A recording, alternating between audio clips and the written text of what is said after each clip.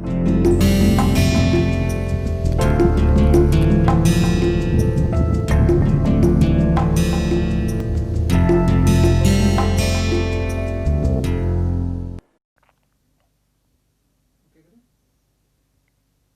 friends, welcome to the course Essentials of Data Science with R Software 1, in which we are trying to understand the topics of probability theory and statistical inference.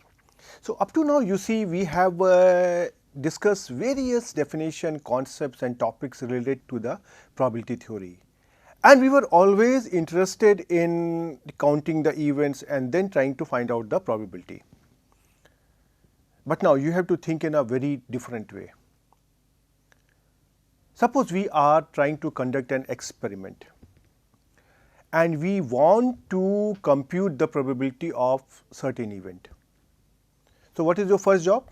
The first job is to collect the observations on what is your objective you want to find. Suppose if I say I want to know the probability of head and tail. So you will toss the coin and you will record head, tail, tail and so on. And now we have simply said, okay, after this you can find out the probability, but my question is how? Can you really add head and tail? Or if I say, if you roll a dice, we will have numbers 1, 2, 3, 4, 5, 6. Right, they are the indicator variable. They are taking values in 6 different categories which are obtained by counting the number of points on the upper side of the dice. So now the question is this: how would you like to integrate all this process in a simpler way so that anybody can understand it very easily? So whatever is the process and whatever is our objective, based on that we can define some objective which can convert these qualitative values into a quantitative value. For example, I can say, suppose you toss the coin, say, in a sequence of 5 times, 5 times, 5 times, 5 times, 5 times and so on. And then you try to count the number of heads in every trial. So now in this case, every trial is consisting of 5 continuous flips of the coin. And then we are trying to count the number of heads. So now I can say, let there be a random variable which is indicating the number of heads in the continuous 5 flips of the coin. That's all. So now in this case, what can happen? That I can define a random variable. And that random variable can be defined like as number of heads in the 5 continuous trials of the coin. So now what will happen? Earlier you had something like head, head, tail, tail, tail, or head, tail, head.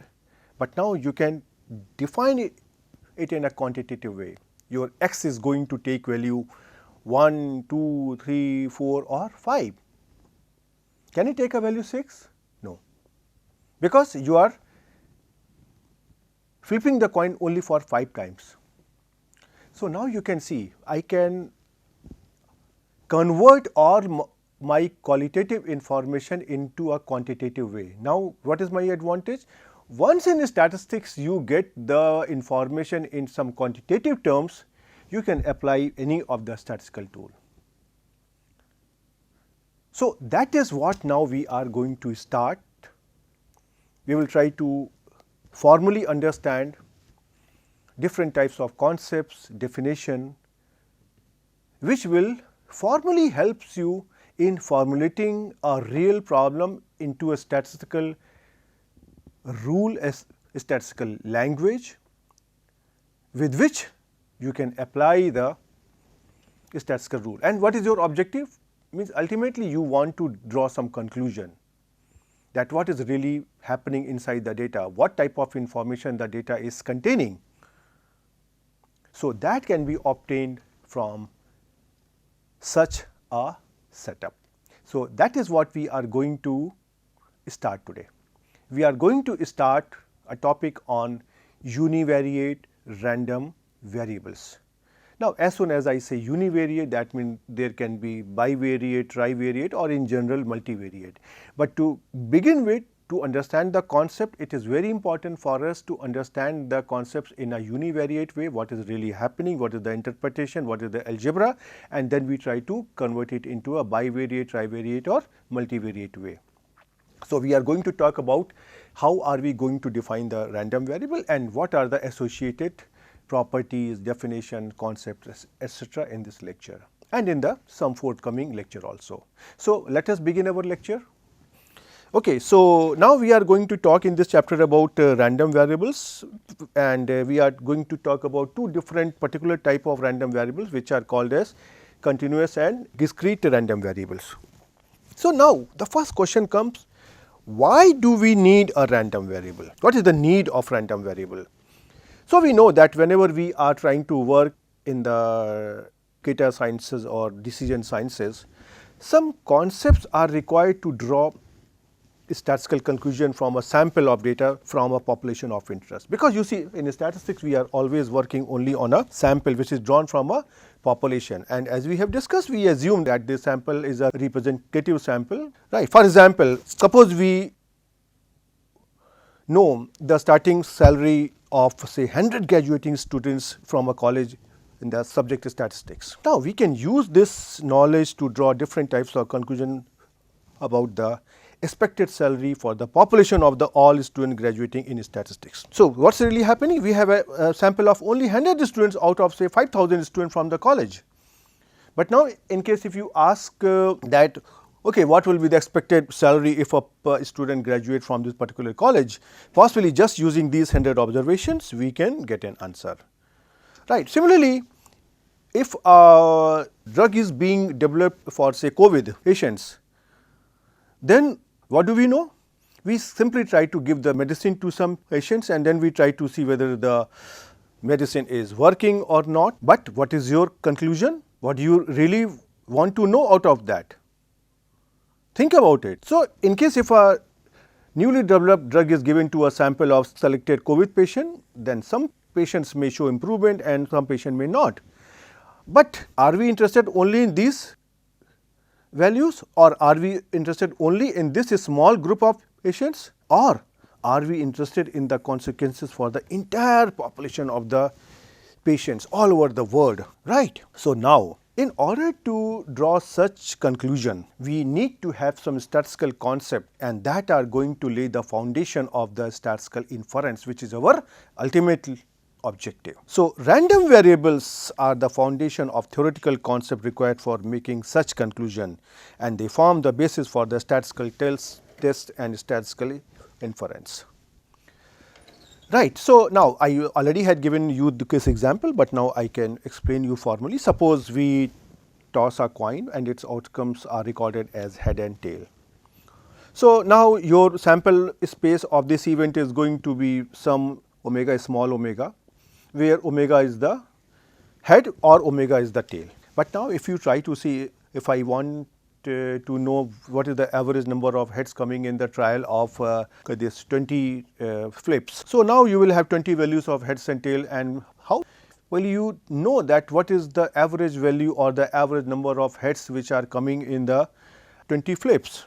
You cannot, and it is difficult to handle the outcome, because these elements, they are not the numbers, they are some head tail and so on. So, now in order to solve this issue, one simple option is that we can define a function, a mathematical function, say capital X, and this function is defined which is based on the outcomes of the experiment which are indicated by a small omega, and this function takes the value 1 in case if omega is head and takes value 0 if omega is tail.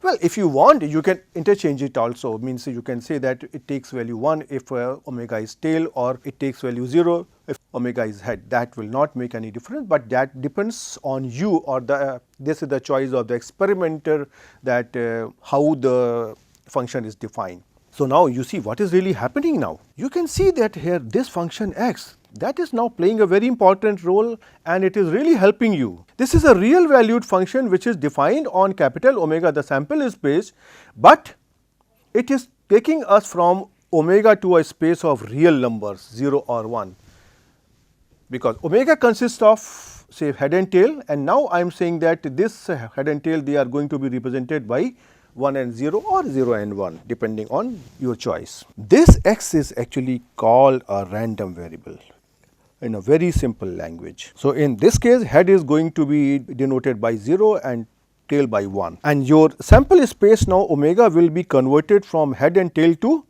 0 and 1. So, this capital omega will be consisting of two values 0 and 1, which are going to indicate the presence of head or tail in the outcome of the experiment. Right. Now, in case if you really want to understand that why do I call it as a random variable, why not a variable? So, you know that when you are trying to toss a coin, you do not know the outcome unless and until the experiment is completed, right. You just know either the outcome is going to be head or the tail, but you do not know that after you toss the coin with 100% surety what is going to come, right. That we already have done, and if you remember we had used our software to sample from 0, 1 or say 1, 2, 3, 4, 5, 6 in the case of a dice to understand that the samples that you draw every time they are changing, right. So, just for your recollection, means I can show you here that we had used the sample command for drawing a head or a tail, right, and every time I draw it, it will give us a new value. For example, if I try to draw one value out of 0 and 1. So, this is going to indicate my here population, and now I am saying a size is equal to 1, that means I need only one observation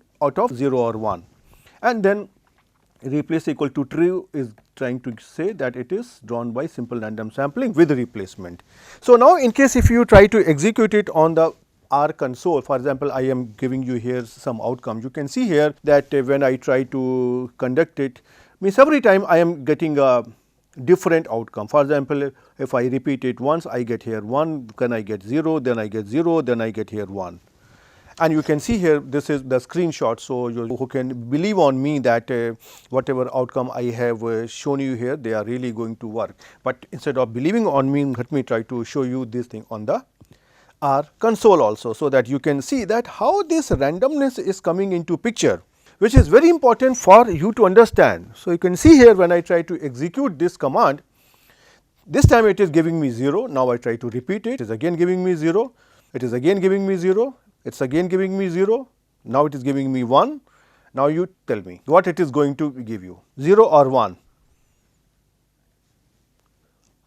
Any answer? No, you cannot tell me unless and until I press here enter. You can see now I am getting here 0. So, this is what I mean that the values are random. Now, similarly, if I try to conduct the experiment with the roll of a die and I try to write down the number as say 1, 2, 3, 4, 5, 6, and suppose we are trying to roll a dice and then I am trying to see what is coming. So, now I can simulate it with the same command by changing the population from 0 and 1 to 1, 2, 3, 4, 5, 6, and now you tell me what will be the answer. It is coming out to be 1. Now, I try to repeat it, I get now here 4. I again repeat it, I get here 2. Now, you tell me, I am throwing my dice once again, and now what do you expect? We do not know unless and until I press here enter, that is equivalent to throwing the dice. So, I am getting here 1, and now once again you know what are you going to get? No. So, this time you are getting here a 4. So, you can see here every time you are getting 1, 4, 2, 1, 4, but all of these numbers they are coming from say this set 1, 2, 3, 4, 5, 6, and this is what we mean when we try to say that this variable is a random variable. That means, x is my number which is coming on the upper face of the dice, right. So, now you can understand that whenever we are trying to conduct a random experiment, we are interested in the outcome of the experiment, but we want to convert it in some value. We are more interested in the value of some numerical quantity determined by the result. We are not interested in all the details of the experiment, that at what time you did or whether it came head or tail. We want every information in the terms of numerical values. So, these quantities of interest that are determined by the results of the experiment are called as random variables, right. Now, if you try to see, whenever we are trying to conduct an experiment or a random experiment, we do not know what is going to be the outcome. So, now how to take care of this phenomena? Because you see, whatever values you are going to get, they are going to indicate the nature of the phenomena, that how the process is working, how the things are happening. So, what we can do, that when we are trying to toss a coin, the outcomes are head and tail, that we already have converted by indicating by 0 and 1. But now in the toss of a trial, whether you are going to get head or tail, how to formulate this process, right? Because we are not 100% confident. So, one option is this: with every outcome we can associate a probability, right? And then whatever are the possible values of the variable that it can take, for each value of the variable we can associate one probability, and that will indicate the process in a much better way than just by saying head or tail or 0 and 1, right. So, what we can do, that we can assign probabilities to the possible values of the experiment. For example, if I say probability equal to x equal to 0 is indicating the probability of a head, and I can say that this is equal to 1 by 2. Probability x equal to 1 is indicating the probability of a tail in the toss of a coin. So, this is equal to 1 by 2. So, now looking at this expression, can you conclude that okay, we have got an experiment where we have two outcomes, head or tail, and they have got the equal probability of occurrence. On the other hand, if I suppose write probability that x equal to 0, this is equal to suppose 1 by 3, and probability of x equal to 1 is suppose here 2 by 3. What do we infer from here? This is indicating that the event x equal to 1 has higher probability of occurrence. So, there are more chances that if you try to toss a coin, then tail will come. So, this is how you can change your statement, and you conveyed what is really happening in the truth. So, now we may therefore view as a random variable which collects the possible outcomes of the random experiment and captures the uncertainty associated with them. So, now you can see that the concept of this random variable is very helpful for us to understand the statistical phenomena, and it is associating a numerical value with the outcome of a random variable, as well as it is trying to associate a probability with that value, so that you can have a complete picture of the phenomena, that what are the possible outcomes and how they are going to work. So, now suppose we toss two dice, and suppose we want to study about the sum of the points on the upper face, that, and we want to know what is the process in which the sum of the two numbers on the upper faces of the two die, they are coming out to be 7. So, in this case our interests will not be in the individual data point. For example, out of those 36 outcomes, there are such 6 values 1 6 2 5 3 4 4 3 5 2 and 6 1, which you try to sum, they will give you the value 7. Say 6 plus 1 is 7, 5 plus 2 is 7, 4 plus 3 is 7, and so on, right. And we are trying to count these numbers, the numbers which are on the upper surface of the die, right. So, these quantities of interest that are determined by the results of the experiment are known as random variables and their values.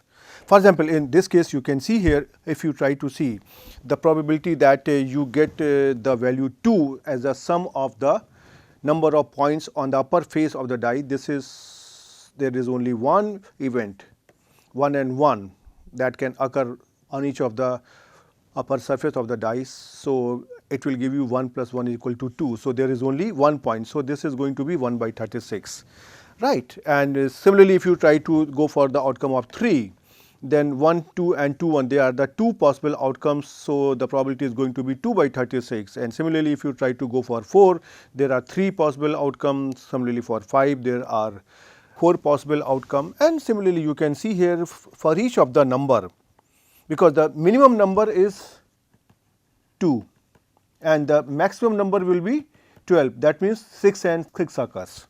So, now you can see the probability or the distribution of the probabilities of the values of random variable in this random experiment. So, you can see here that the maximum probability is here 6 by 36, which mean the maximum chances are that the sum will come out to be 7. Then the next probability is 5 by 36, that is observing the value 6 or 8, and similarly you can conclude for all other values. So, you can see here this simple experiment has been associated with two numerical values on the outcome, and then you have defined the random variable which was the objective of your study, and based on that you have associated the corresponding probabilities.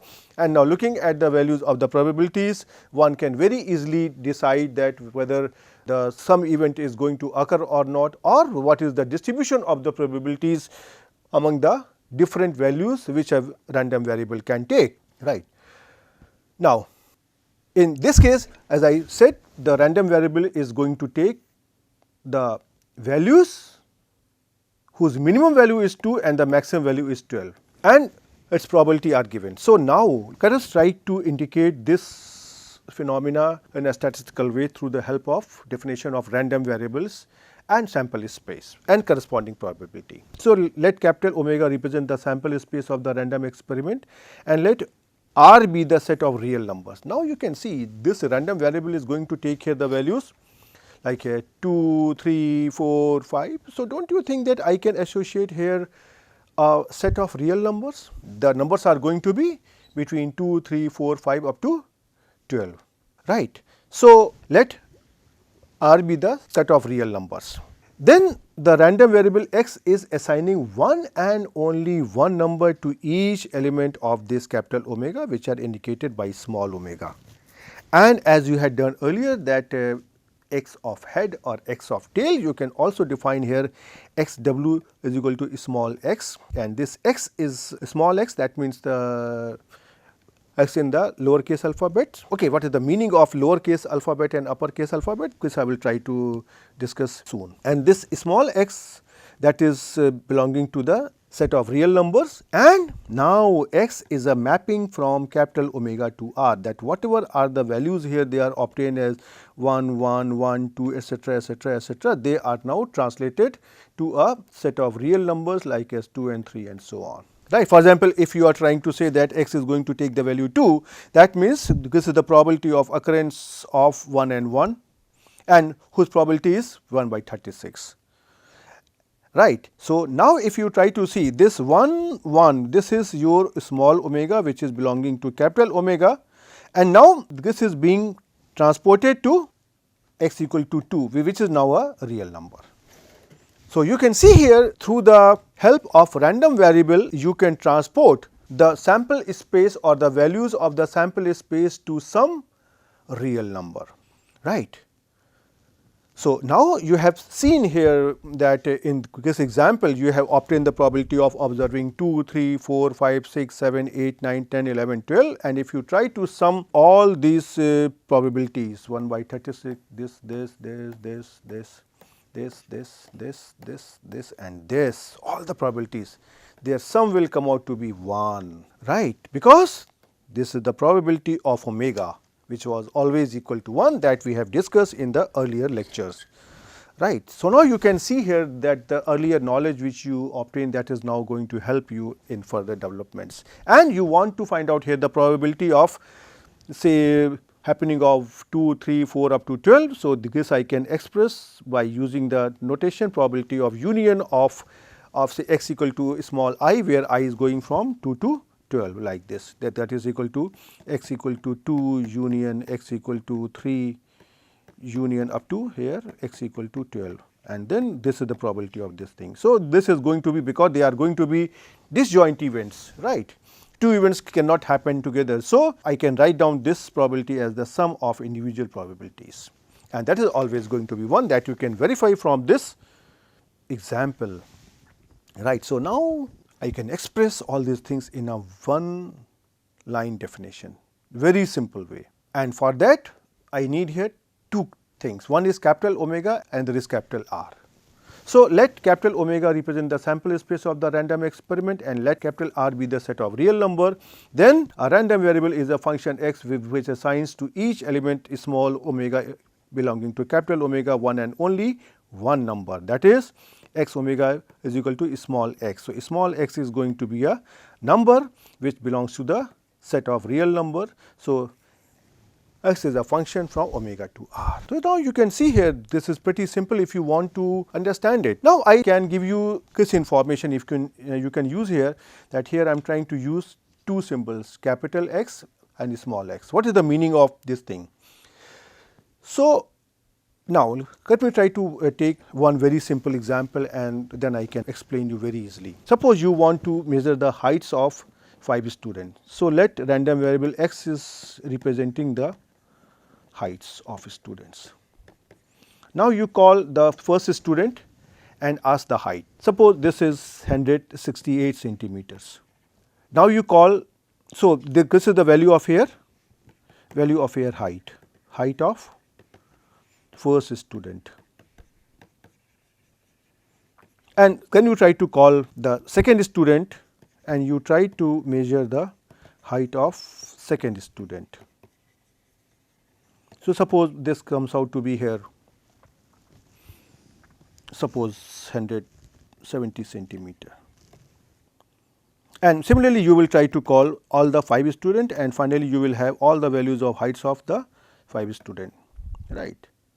So, now how to indicate this numerical values and how to express this statement?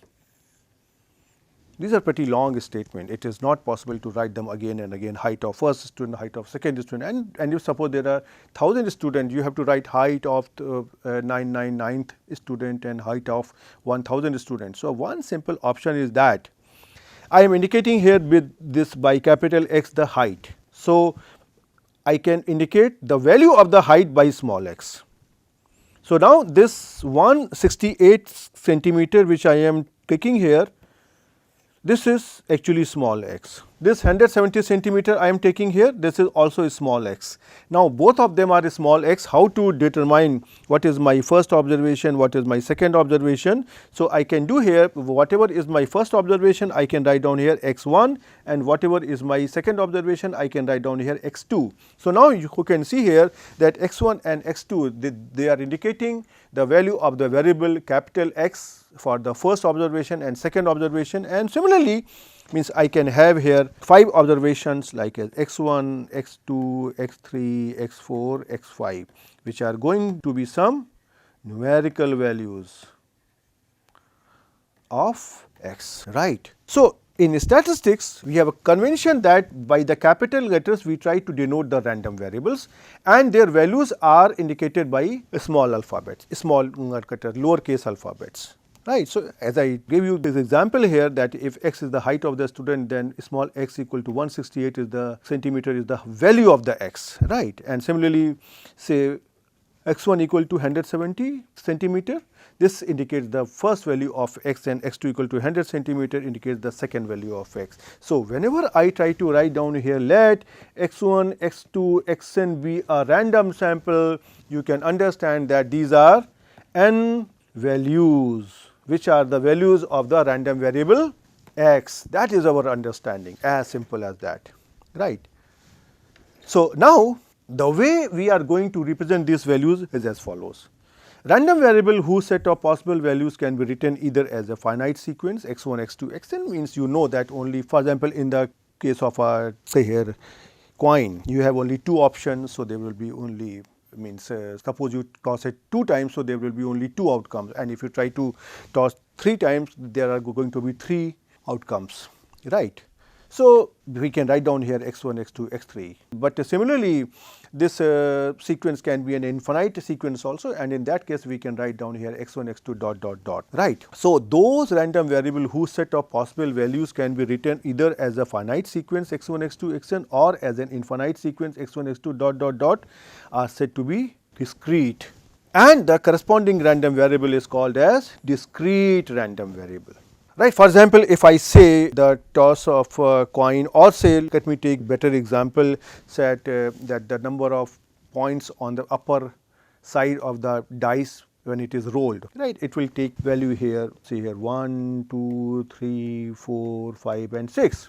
But if you try to toss here 2 die, and if you try to find out the sum of the numbers on the upper faces, the possible values will be 2, 3, 4 up to here 12. So, you can see here that these values are finite or countable infinite, right. You cannot say that there are 2.3 number of heads, or you cannot say that the value of the outcome on the upper face of the die is 3.4, right.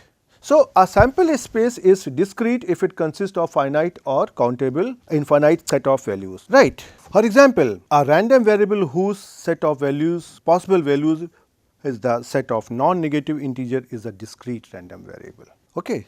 For example, let me try to take an example to explain you this concept in more details. Suppose there is a customer care office, and that office has 30 external lines for that phone, and at a particular time the system is observed and some of the lines are being used, that how many people are calling and how many lines are actually being used to answer those calls.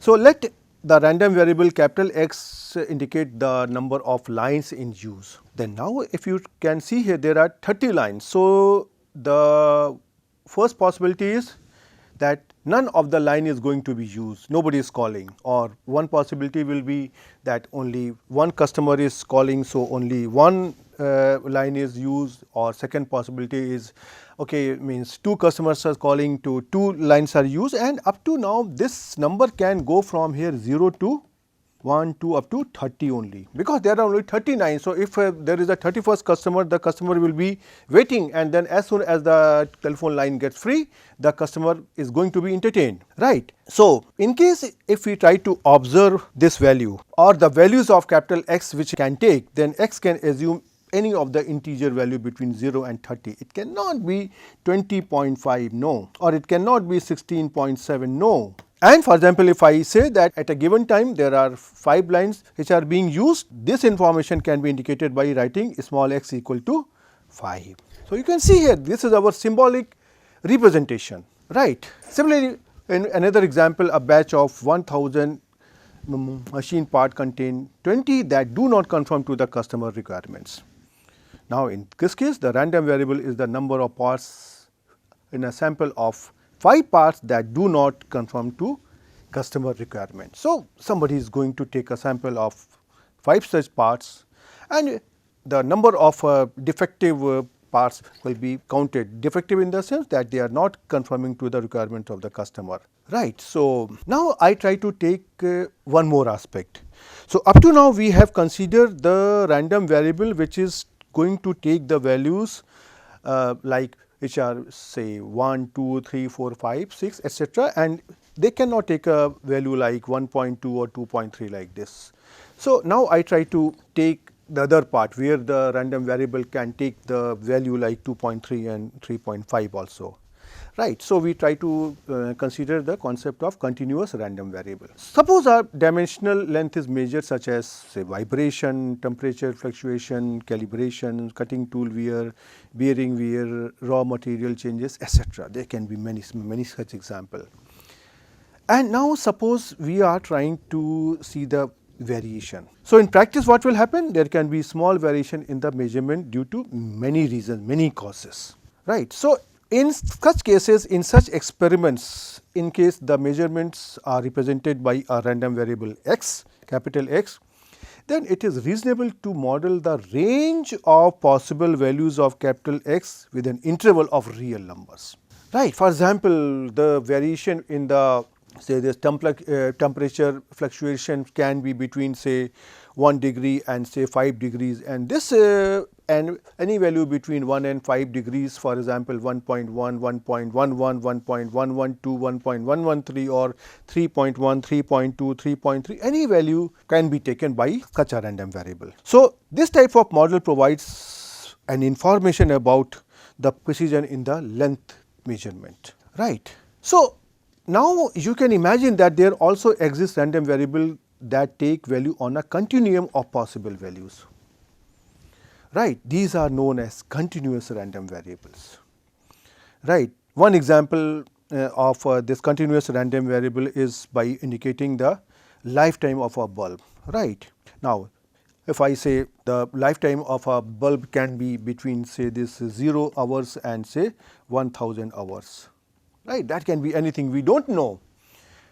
And then we have seen that in our homes also, whenever we are trying to put a new tube light or a LED light or a bulb, anything, we do not know that how long it is going to last, right. So, we can say that the bulb's lifetime is assumed to take on any value in some interval, say A to B, where A and B are greater than 0, right. So, now once you have understood these two concepts of continuous and discrete random variables, can you recall that when we took the example of a coin toss or the rolling of dice experiment, that we had associated a probability with every value of the random variable to describe the respective random variable.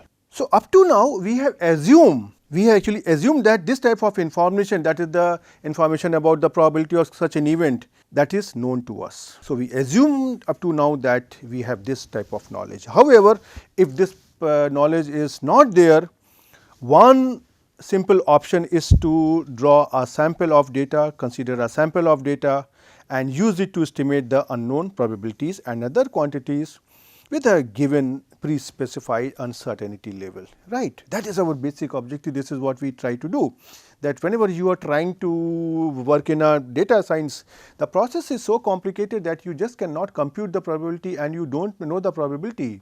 You have to observe the data and then you have to compute such probabilities on the basis of a sample. Once you obtain it on the basis of sample, there will always be some uncertainty. So, that uncertainty should be known to you, right. So, that is what I am trying to say here, that we try to estimate such probabilities, right. So, now I can conclude this lecture by saying that a sample space is continuous if it contains an interval which can be either finite or infinite of real numbers, and a sample space is discrete if it consists of finite or countable infinite set of outcomes, right. This is what you have to keep in mind. And now, in case if I try to finally conclude it on this slide, I can say that in general we can say that it is mandatory to know the probabilities. The probabilities, for example, x belong to a subset A, which is actually a subset of R, right. That is mandatory for us. So, now in case if we try to choose here capital A to be like this interval, open interval minus infinity to close interval say here up to x, where x is belonging to real number, then we have probability of x belonging to A is given by probability that x belong to this interval, and probability that x belong to this interval from minus infinity to x. This can be written by here like this statement, that probability that capital X is lying between minus infinity and x. And yeah, this can be written as probability that capital X is smaller than x. That means the random variable and less than equal to its value, right. So, now if you try to see, we can compute or convert such type of statement into probabilistic statement, and this type of considerations gives rise to the definition of the cumulative distribution function that we are going to discuss in the next lecture. Okay, so now we come to an end to this lecture, but before leaving, let me tell you very honestly, I am dealing here with the data sciences where you are going to deal with values. When we are trying to define the random variables or discrete random variables or continuous random variables, we have got a very strong mathematical theoretical definitions which are coming from the measure theory. So, we have a measure theoretic approach for the probability, and actually that is the most general definition, and this measure theory actually gives us all the fundamental for the development in the probability theory. And whatever we are doing here in the probability theory, they are only a particular cases of those definitions which are defined in the measure theory. So, those who are from a statistics background, those who knows about that definition, they should not get confused. My idea here is very simple. How are we going to view these concepts in real data set? Well, in case if I have to teach a class of probability theory or if I have to teach a class on measure theory, I will possibly express these things in a very different way. So that is what you have to keep in mind and don't get confused. So you try to think about this phenomena, try to settle down inside your mind. That is most important. Because every time now whenever you have to do something, first you have to define a random variable. And then you have to take a call whether it is continuous or discrete. And now I will try be showing you in the next coming lectures that the tools are different for continuous and discrete random variables. So you try to think about it, and I will see you in the next lecture. Till then, goodbye.